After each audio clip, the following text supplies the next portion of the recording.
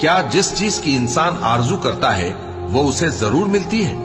سو آخرت اور دنیا تو اللہ ہی کے ہاتھ میں ہے، اور آسمانوں میں بہت سے فرشتے ہیں جن کی سفارش کچھ بھی فائدہ نہیں دیتی مگر اس وقت کہ اللہ جس کے لیے چاہے اجازت بخشے اور سفارش پسند بھی کرے۔ جو لوگ آخرت پر ایمان نہیں لاتے وہ فرشتوں کو لڑکیوں کے نام سے موسوم کرتے ہیں، حالانکہ ان کو اس کی کچھ خبر نہیں۔ وہ صرف خیال و گمان پر چلتے ہیں، جبکہ خیال و گمان حق کے مقابلے میں کچھ کام نہیں آتا۔ تو جو ہماری یاد سے روگردانی کرے اور صرف دنیا ہی کی زندگی کا خواہاں ہو، اس سے تم بھی منہ پھیر لو۔ ان کے علم کی یہی انتہا ہے۔